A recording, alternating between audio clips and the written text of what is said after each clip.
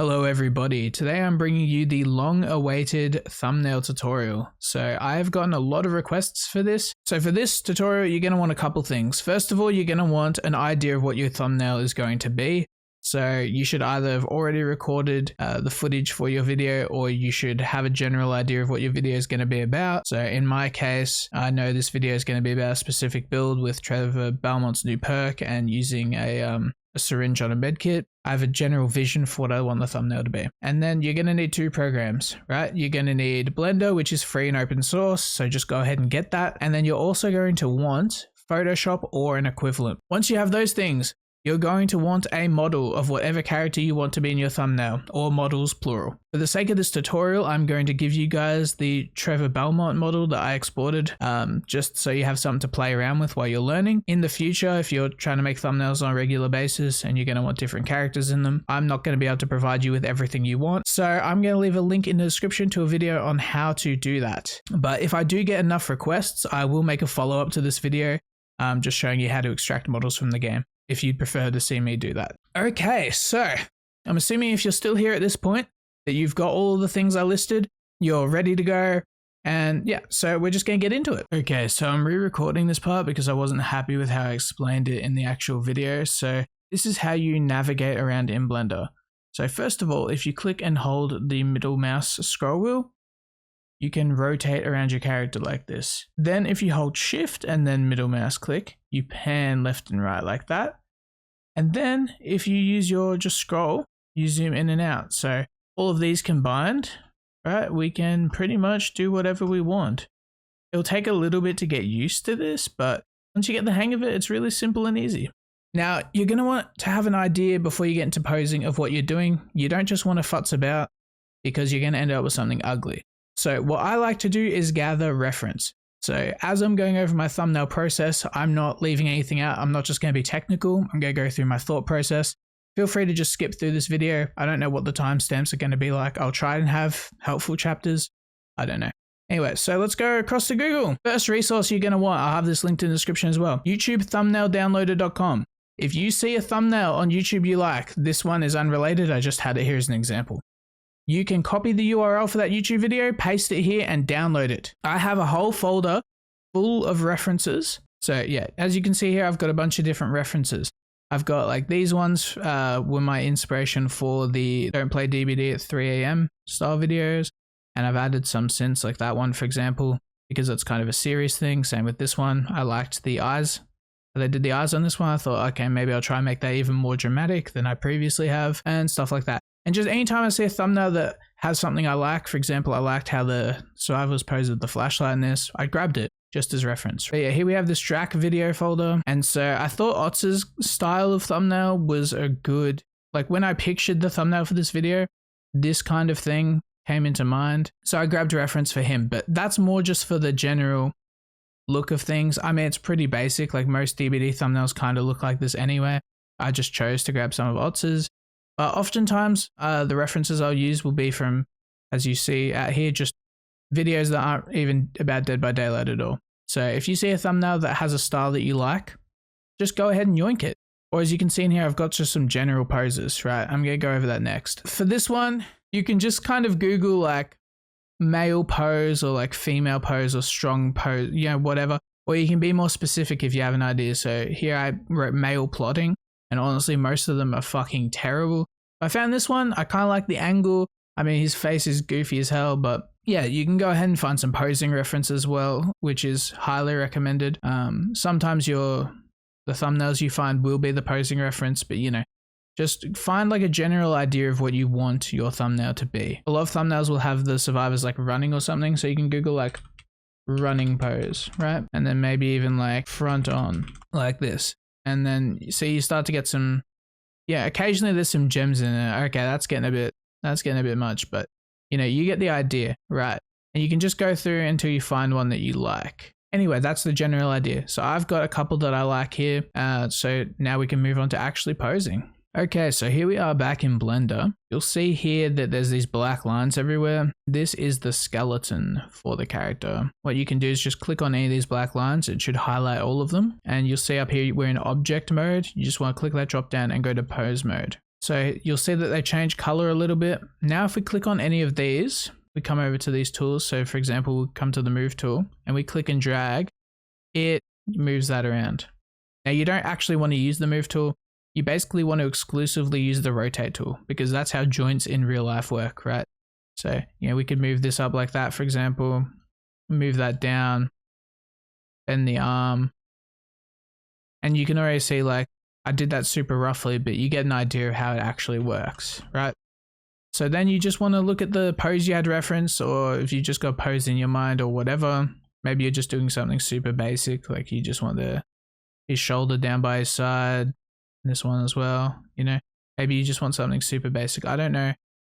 Maybe you want him looking off to the side like that. And if you crop to that inwards enough, hang on, let's just hide the armature. Let's go to rendered view.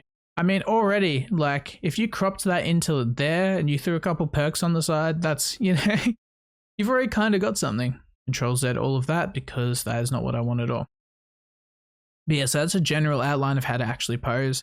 Now, another thing I will say is included in my model, I've just given my general kind of lighting setup. But you don't have to use these lights, right? They're completely optional.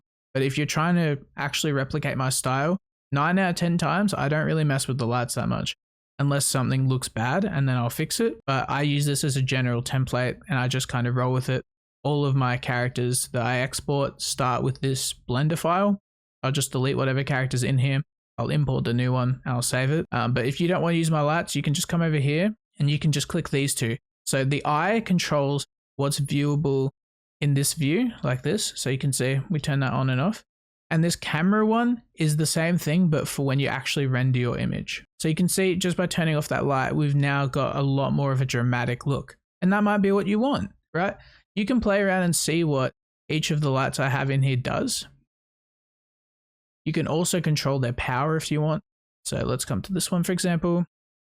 We're gonna have to go back to object mode for this. So we click on that, make sure you're in object mode. And then you click on it and there should be a little light thing here. And just like that, you can control the power of the light. You can also control the color of the light if you're trying to like match the lighting of a certain map or, whatever you want to do. So that's just a general run through of lighting as well. You can use the move and the rotate tool to affect these lights. I'm just going to click this camera to go out of camera view. I'm going to get out of rendered view as well by clicking that little circle up there. So this is viewport shading. So you'll see the textures and stuff. This is without the textures and this is wireframe. And then this is like fully rendered. I usually just go between these two. So now we're out of that, we can zoom out a bit and we can see here we've got the object selected. So it's got this little axis thing on it. And we can just drag to move that around. We can go to the rotate tool. We can do that. Or alternatively, you can press R. If you're just holding that and you press R, it will do that. And then you can press like RZ, for example, and it will just do the Z axis. Or you can press RX and it will just rotate on that axis if you prefer to do things that way. So you can go ahead and play around with the lighting. You can add new lights by coming up here to add and then go down to here, light. And you've got all your different lighting options like that. So you can bring in a new point light, for example, which doesn't have a direction. It just glows like a globe would basically. And you can just go ahead and move that wherever you want it, for example. For my thumbnail, I'm just going to use my standard setup because it's my standard setup. It's what I like, obviously. Although the backlight is looking a bit strong. So I will probably turn that down a bit. Yeah, so that's this one here. I'm probably going to bring the size of this one down a bit. Because I still want it to be backlit, but I want it to be a bit sharper. I'm thinking something like, move it down a little bit, something like that probably. And then we'll turn the power down on that a bit. So all the backlighting does is kind of cuts the subject out. It gives that kind of angelic glow. You'll see it a lot in film. If you want to get better at lighting, the best thing to do is just look up how film lighting setups work. So a lot of them will have a 3-point lighting setup, which is essentially what I have here. So I have what would be called the fill light here, which is pointing at the side of his face. Sorry, not the fill light, the key light here, right? Which is the main primary light source. And then I'd have the fill light, which fills in the lighting of the shadow. It's less strong, right? So here I'll show you an actual visual example. So you'll see the point light there fills in the darkness that this strong directional light leaves. but it's not quite as powerful as the key light. So you can still see a bit of shadow, they're just a lot softer, right? This is a super common thing in film. And then we have the light at the back that I was just messing with, right, which is just called the backlight. And that is what adds that kind of angelic glow. I've turned it down a lot for this, but sometimes I leave it super strong. It really depends. And because it's a directional light, moving down the angle, there's less of it up around the hair and the shoulders because I wasn't really liking how that looked. And I was just keeping more kind of around the torso area. But there are a bunch of different kinds of lighting setups. You can experiment with them. Just look up like film lighting setups on Google and you'll find stuff and you can learn that way. That's the general explanation of everything. I'm just going to pose my character so we can move on to the next step.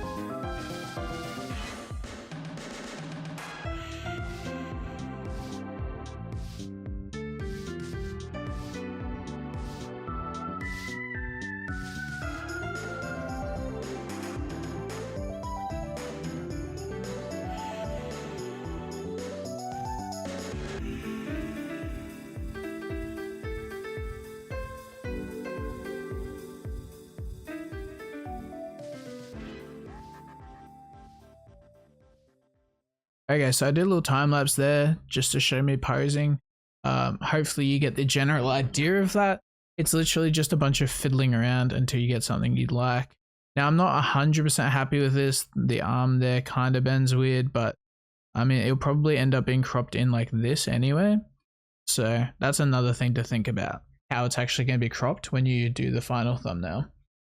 So usually you want to have things a little bit zoomed out more than you think, just in case you want the extra headroom. So for example, like if I just cropped things in like that and the top of the head was missing, I'd be like, oh, well, shit. To be fair, you should never crop the top of the head out anyway.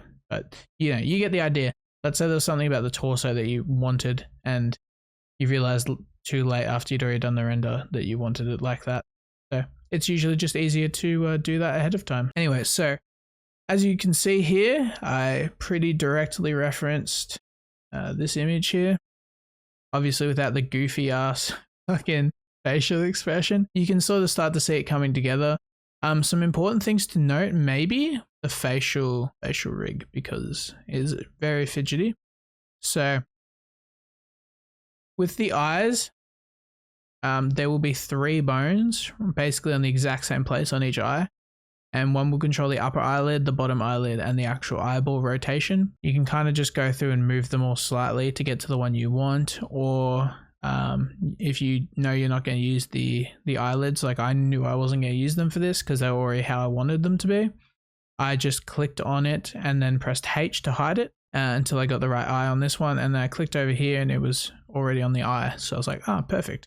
Slightly messed with the eyebrows, bring them down a little bit, and did the corner of the mouth. The mouth is really fidgety. Honestly, most of the time I don't bother with the mouth. I will just use the liquify tool in Photoshop and kind of make some corrections there. And I'll probably accentuate the smile a bit in Photoshop. So I'll show you how to do that. Yeah, now that we've got this, we're ready to move on to the next step. You might think that's rendering, but I want to quickly touch on camera first. If you're not using my template, actually I think there is a camera by default. You can switch to camera view with this little button here, or alternatively numpad 0 if you've got a numpad. And the easiest way, well, there are a couple of ways to position the camera, but I think the easiest way is to press N on your keyboard, come to view, and then check this camera to view.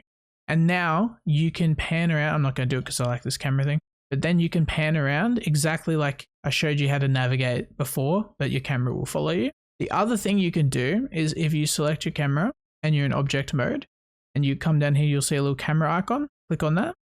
Actually, sorry, not the camera icon, the object icon here. And then you'll see here you've got the XYZ location and you can move that around and it will move your camera. Same thing with the rotation here. So you can also move stuff like that. This is good for minor corrections. If you're in the camera and you're like, I want this to be a little bit more over to the side, for example, then you could do that. I'm not going to do that because I think it's perfect exactly where it is. But yeah, you get the idea. So a couple different ways that you can move the camera there. Cool. The other thing I'm going to touch on with the camera is focal length. Focal length is big. It's very, very important. It's just, actually we'll stay in rendered view for this. Let's turn off the armature as well. Okay, so I have my focal length at 25, usually around about that. And that gives everything a lot of depth. When you see most DBD thumbnails, they do the opposite thing that I do. So they will have, probably not that high, probably like a 50 millimeter. I think 55 is probably default blender camera. And then we're going to have to zoom this out. Wrong one. Here we go. We're going to have to zoom this out now. Ooh, let's do that. So I don't know if you can actually tell the difference, but the more extreme you make this, right? Like let's say we made it 100 and whatever. And then we zoomed out again. You'll see everything's a lot flatter than how it was before. And usually a lot of the time in close-ups in movies, they will have a higher focal length. Not insane like that, but you know, you get the idea. I'm going to take things back to how I had them before. Usually you want to pose everything with focal length in mind. So that's why it might look a bit jank. Notable examples of thumbnails that use this, Aaron's thumbnails, that kind of focal length. If I just show you a dramatic example, if we make this like that and then we zoom it in, like look at the depth there. So that's an extreme example, but you get the idea. Here we go. This is a decent example. So let's bring this over. So you can see here, none of them even have it as low as I have it, right? You can see the difference in his face, like everything's a lot flatter. It probably looks a lot more normal compared to that. Yeah, that's my secret camera source. Anything outside of this won't get rendered, by the way, so if you're wondering about that. Once you're happy with this, you can go in here. I don't know if you're going to be using my my Blender file or not, so I'm going to show my settings.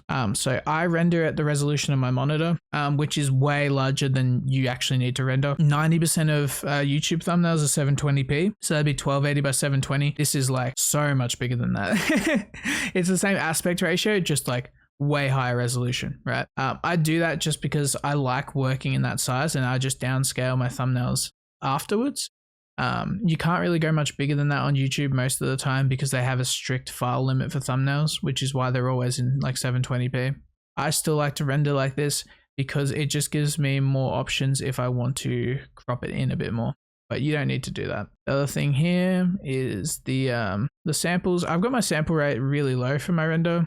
I've also got denoise off because this has a custom denoising setup made by someone in the DBD rendering community. I'll leave the Discord link down in the description. If you watch that tutorial on how to export stuff, you'll be linked to that anyway. A lot of great people in there. You could go ahead and probably crank this up to like about 100 if you wanted to. It kind of depends on your computer, to be honest. Yeah, I leave it pretty low because honestly, most of the time it turns out quite decent. Is there anything else I'm missing? Yes, there is. If you are not using my Blender project as a base for your exports, then make sure you check transparent here. If I uncheck that, then you see there's this weird background, right? In your case, that would just be black probably. Let's set the samples to like 120. Let's set the minimum to like 110. And then before I render, I'm also going to save this as a separate Blender file. So I'll have my default Trevor Belmont, whatever his name is, I hope that's right. And then I will have, every time I make a thumbnail with that, I will save that as a separate file. So let's go file, save as. So you can see I've got two versions here. I just moved his lighting setup over to a slightly more updated version of my Blender file. Thumbnail 1. You can call it something more specific if you want, but doesn't really matter. And now we can come up here to render image. Okay, so here we have our render. Don't be alarmed if you are using my thing and you see background on this. It just does that. If it's still got a checker pattern, you're fine. Is you can go image, you can go save as. I usually just save this to the folder where I have the character, so I'm going to save that. Okay, so here we are in game, and we are going to be getting the screenshot for the background. So what you're going to want to do is come over to play, custom game. I'm just going to add some bots in. We're going to go to match management, and we're going to select what map we want. I'm just going to select an Ormond variant. Let's just select this one, and we're just going to go ahead and hit play. We're in. This looks like we got really good tile RNG. So I've just been resetting until I kind of got what I was looking for. So for this example, oh yeah, this is perfect. That's exactly what I wanted. For this example, I wanted the castle in the background that spawns when you play Dracula, but you might want something like a specific jungle gym, or you might just want a general screenshot that you're just gonna throw a bunch of blur on, something like that maybe. But yeah, you can just go around, and when you find what you want, you just M1, and you'll see that there's a couple frames where the killer's arm is no longer on the screen. And that's basically where you'd want your screenshot. I usually find it easier to simply record. So I'm just going to use the recording that you're seeing right now and grab my thumbnails from it. But, you know, you could use NVIDIA Replay or whatever, something like that if you wanted. I would definitely recommend getting a few, because you might think at the time, oh, this is exactly what I want. But then you bring it into Photoshop and you find a problem with it. Hello guys. So I've decided to re-record the Photoshop portion of this tutorial because I felt like I went on for far too long and I wasn't very concise. We are going to be working backwards from the finished thumbnail, so I'll just show you that now. So here's the finished thumbnail for the video, right? I've got a bunch of different groups here. The one above this, in case you're wondering, is the thumbnail for this video, but we don't need to worry about that. What you should have by this point is you'll have your render here. So you just want to go ahead and open that in Photoshop or whatever program you're using. But from now on, I'm just going to talk exclusively about Photoshop. And if you've got your own equivalent, I'm going to assume that you know how to translate that talk into your software. So you want to have that. And then what I've done here is I've opened the recording of me getting the background screenshots. A lot of people don't know you can open videos in Photoshop. You can just go file open and it'll bring up a little timeline window like this, and you can scrub through and you literally would just find exactly whenever. See right here, I've M1'd, and then that would be the shot I would want as a screenshot. So what I do is grab the rectangular marquee tool here. I'd drag across like this. I'd grab the move tool. I'd click, drag and hold. I'd hold it up to here and then hover over this other tab for a second and drag it down. And that's how I'd get that in there. What I usually do is I would just make a new document and I'd make it whatever resolution you want your thumbnail to be. Which, I mean, if you want to work a bit bigger than 720p, I'd recommend 1920 by 1080. But as we've established earlier, I work at 2K resolution, and I just downscale by 50% when I go to export it, which I will show you in case you decide to work in that size as well. I don't really recommend it, but I've already got the document here because I'm working backwards, but that's what you would do. You would do that, and then you would drag the screenshot that you want in here. I would go through and I'd get all of them. You can keep this rectangular marquee tool active, and you can just go through. Let's just say this was another screenshot I wanted. I could then just click and drag again and drag that in. And you could just proceed to scrub through the video without repeating the entire process every time. And then you can compare screenshots that you've taken with the character and see which one you like more. So then obviously you'd grab Trevor here and you would drag him over like this as well. And then you'd have your background as well. So do that. So you would have something like this. Now I'm just going to duplicate this quickly with Control J just to show you, because obviously I've scaled it up already. It started in here. I've scaled it, and you can see by the bottom I've rotated it a bit. Usually what I do is I'd bring him in and then I'd bring in the background and then I'd play around with the scaling for your character or whatever until you get that where you like it. And then I would go back and I would do the same thing with the background. Now this background image is actually, you can see here by this weird fade, it's actually a couple of images stitched together. Yeah, it's just a couple of images stitched together, but you don't need to worry about that. Like, it's not noticeable once you have this up really, and then plus the perk stuff. See in the final image, you can't see anything. So I usually would just make a duplicate of, again, I like duplicating things, and I just scale it up. I've scaled this up and played with it a bunch. But yeah, that's what you would want to do. I would move on to doing effects on the render. So let's just right click and go into blending options here. So this is where you get access to all of the effects that you might want to put on your character. So stroke, for example, which you don't really see on DBD thumbnails much anymore, but you know, that kind of stuff. You've got outer glow, for example, here. which I usually have, but I've got that on a separate layer. I'll explain that in a second. I'd usually have outer glow set to overlay. I'd usually have the opacity pretty high, the size pretty high. But on this specific one, it adds this weird like cyan blue everywhere. I didn't want that, so I fiddled around with it, but that's what I would usually do. Then we have here the gradient overlay. So if we turn this on and off, you can see the difference it makes. It's pretty subtle. If you were just looking at it, you wouldn't even really realize it was on there. The opacity is quite low, but it just kind of takes focus away from the lower torso and kind of brings your focus to the face. Now to make this how I have it, I'll reset to default and show you. Yeah, so this is default gradient. What you want to do is click on this little gradient thing here. I just go to basics and I'll grab this one here. Now, this is almost what we want. The only problem with this is that there's a weird like bluey green color in there. So I click on this little point here and drag this down here to the other side. And now we get just this regular black to white gradient with no weird color in the middle. And then you can drag this up and down. You can hit the reverse thing if you need to. Get it to about where you want it to be, and then set the blending mode to overlay, and then lower the opacity till it looks about right. You'll know you've gone too far when you can really tell that there's a gradient on that if you think about it for more than a second. Kind of between the 20-30 range, around there, you know, whatever looks good to you. Now I've also got satin on here, which I've just got set to be blue. I've got a slight overlay just to make his skin tone and everything a little bit colder to match the background. That's not what I usually do all the time. Sometimes it can be even good to go the other direction. So I've just got that. You can see my settings there. And I've just got a little bevel and emboss here. Again, I would usually have this as white, but I've made it light blue for this specific thumbnail. And sometimes I'll have a drop shadow on here. These are all messed up because I was doing some weird stuff with them. If you want to do the Aaron style thing, you'd want to bring your spread up and you'd want to bring your size down. Something sort of like this. You know, you'd fiddle around with it till you got it where you like. But that's how you get that kind of effect. And then I think his thumbnails also usually have inner glow. They have it set to overlay. They have it quite small and they have it cranked up. So it's almost like two like feathered strokes almost. And then you just blur the background. I'll go over that stuff in a second. But for now we can disable these.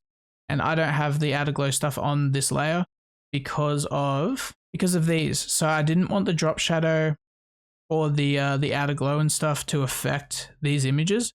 So what I did was I made a duplicate of this, and if I just hide this first one to show you, if I go in here and you see there's opacity and then there's fill, right? Opacity is the opacity of this and all the effects on it. Fill is just the opacity for the actual image layer, if that makes sense. So I can turn this down and then you'll see here it's still applying the gradient overlay and the bevel and stuff to a transparent image. So that's basically what I went and did for the outline. So I'll enable that. Actually, let's leave it disabled. So here's the outline here. So you can see the outer glow and stuff. I just did that so I could bring it below these images. So sometimes I use a combo of outer glow and drop shadow. Sometimes I just use outer glow. I do it case by case based on how the background looks and how I feel about it. So I can't give you kind of a definitive thing. It's just kind of by look. But yeah, that's why they're separated. Usually it would just all be on that main image of the render. Then I've got some extra brighten stuff here. I've got a face brighten. Let's just make this normal. Let's bring the opacity up. So all this is a soft white brush on a new layer. You can make a new layer by clicking this little plus. And then I've came in here to the brush. I've made the hardness 0. And all I've done, I'll do this on a new layer. All I've done is I'll make it a different color so you can see. All I've done is kind of like clicked a few times like this around the area I want to be brightened. And then I've just changed it to overlay and lowered the opacity a bit. And then the eyes here are the same, just specifically for the eyes. So let's make this normal. So you can see it's just the same thing. Just done that because like humans really connect with faces. So that's where you want the focus to be. You don't want to overdo it. This one might be bordering on overdoing it, to be honest. Also, if you're wondering where to get like these perk and item images. Okay, so there's this Google Drive folder here made by a Peachy friend. I'm fairly certain is their name. Let's see. Yeah, Peachy friend, who's in the DBD rendering Discord. This is where I found this. It was linked. And it's got so many different things in it. It's got all the perks and the item images, all of that stuff. It's got achievements. It's got old store splash banners. It's got everything you could ever think of, you know, like status effect icons, all that stuff. It's got everything. Your other option is using icon packs on Nightlight. This website will also be linked in the description if you want kind of more stylized things, but oftentimes, obviously, they'll be a little bit behind the most recent updates. So that's something to keep in mind. And you could just go through, and when you find one you like, you just hover over here. You don't need to do it with this app. You can just hover over here, download zip, and that will have a zip with all of the files in it. So if you want a more stylized thing, you can do that. Yeah, so that's how I got those, and I just dragged them in the same way that I showed before with the background and the render. So that's the basic outline of the thumbnail.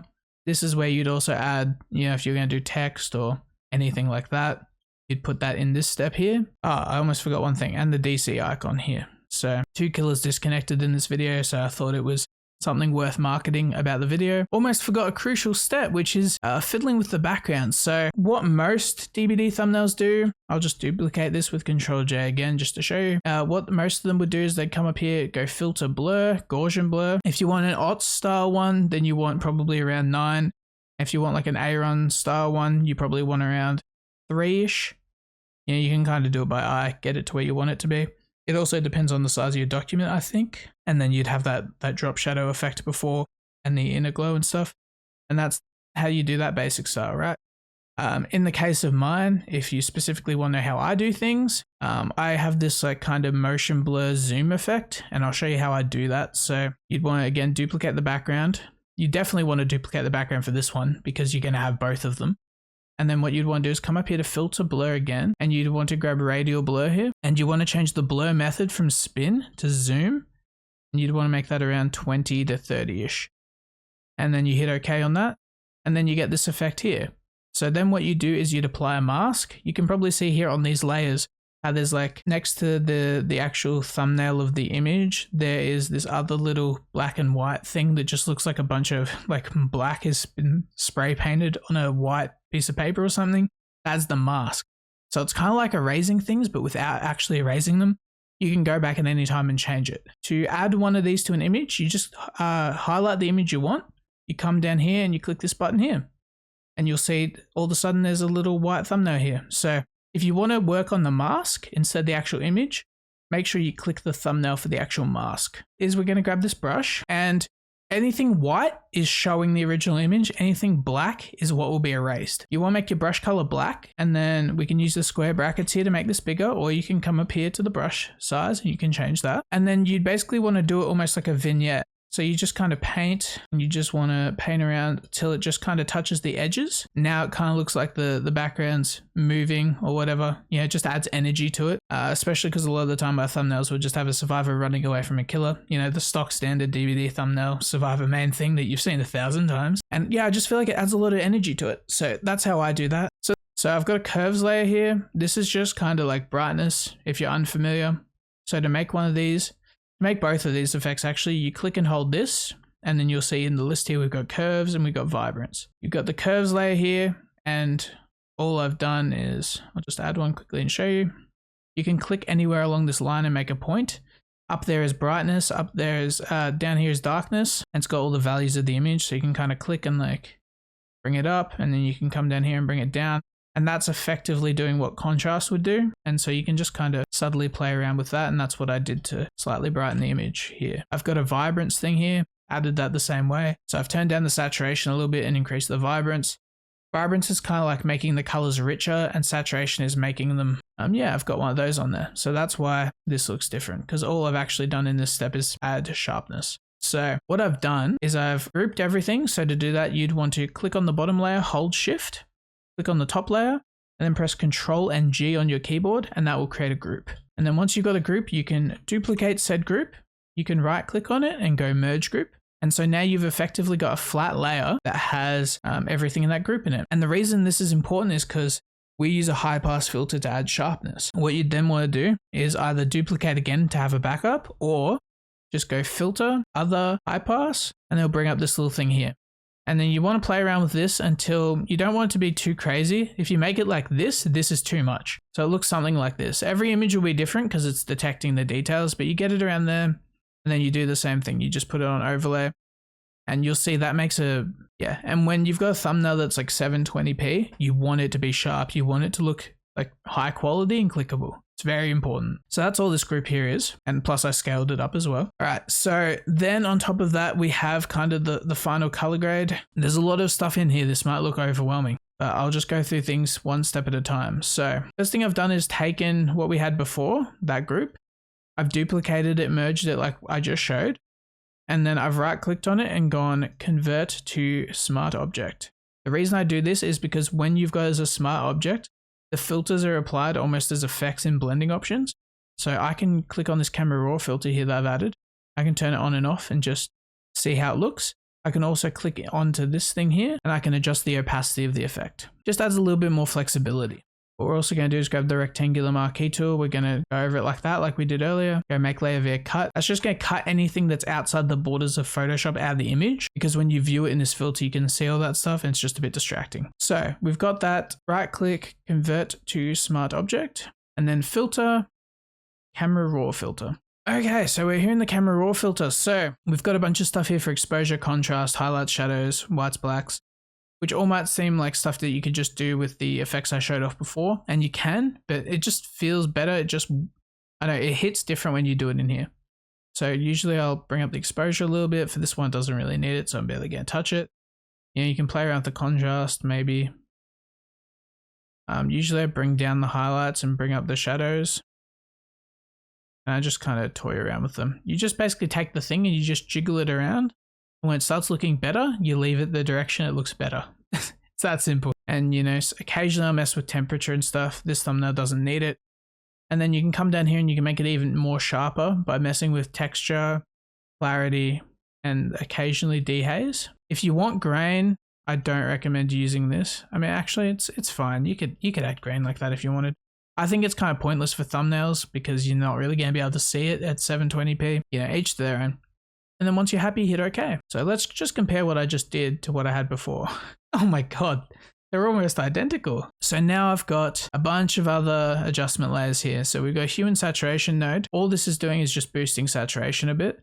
You could use a vibrance node and use saturation in there. It's the same thing. Then I've got another hue saturation node to change the med kit from green to purple because I decided too late on in the thumbnail that I should have used the purple rarity med kit to make those match, and then to have the red and red, purple and purple. And then we've got selective color here. So this is really where the color grading aspect of this comes into play. So what selective color does, I'll make a new one, is you've got all of the color spectrum here, but instead of just changing the hue of them like you do with hue and saturation, you mess with the CMY values. So instead of RGB, CMY is cyan, magenta, yellow. It's basically the same kind of thing as RGB, just different colors to, like, I'm not going to explain this well. Either you know or you don't. You know, if you're interested, Google it, because I'm just going to butcher the explanation. I'm too stupid. But what you can do is essentially edit how much of each of these colors is in this specific color, if that makes sense. You can play around with these to kind of get some interesting effects. The best way of showing why this is useful is if I do it with the background, right? So let's go to the cyans or the blues. So let's say you had like a Macmillan background, right? But your Nia character was wearing that cyan hair and you wanted everything to match. What you could do is you could come in here and you could toy around with the yellows and the magentas and like make the background more cyan and make everything kind of have that same color, if you know what I mean. So you're just nudging the colors in a more aesthetically pleasing way. It's just a really nice way to color grade. So what I kind of do is go through all the colors that are affected. I just play around with them till I'm happy with how they look. That's what that is. Then I've got a vibrance layer in here. What I've done to this is I've turned the vibrance all the way down, turned the saturation all the way up, because I felt like the background was too blue. It didn't have enough of that snowy white in there. I also added, well, the mask comes by default on adjustment layers actually, but I just painted out the actual character because it made him look sickly, like a vampire. If I just disable the thing, you'll see. It looks really weird and ugly. Then I've got a hue and saturation node because his hair looked too gross and red. So I just added that to make it look like a nice brown instead. What I did was clicked on the adjustment layer. I pressed Ctrl-R to invert it. You'll see it's mostly black. And then I used white to paint in the areas I wanted it to affect. And then a vignette, because I felt like the background was, like there was too much of the background, too much empty space. So I added the vignette to just kind of make everything feel more like a gradual fall off and help with the composition a little bit. So that's the general process for how I edit my thumbnails. So once you're at a point where you're happy with what you have, all you gotta do is file export, right? Well, actually, I always go file export, save for web legacy. And the reason I do that is because you can change the scale and the image size here really easily. You want to select your file type up here as PNG 24. You can probably leave everything default. You want to come in here to the image height and just make that 720p. And if you're in 16:9, it should automatically change that number to 1280 and you'll be at 1280 by 720. And so when you've done that, click once, it'll just do a little loading thing. And if this little number down here is below 2M, then you are good. You can upload your thumbnail and YouTube will accept it. If it's above 2, try playing with the percent here and lowering it a little bit until you get that number under 2. Anyway, yeah, that's the tutorial, guys. I really hope you all enjoyed. I hope you found this helpful. Sorry this video is so long. I just wanted to pack as much stuff into this as possible and not just tell you, hey, do this, do this, do this, but actually give you my general thought process so maybe you can learn and hopefully use what I've said to help you actually like make informed decisions about your thumbnails instead of just kind of copying what I'm doing but not really understanding why I'm doing it. If you have any questions, feel free to leave them in the comment section down below and watch my regular Survivor videos on my main channel. That will be linked in the description as well. Anyway, yeah, thanks for watching. Appreciate it.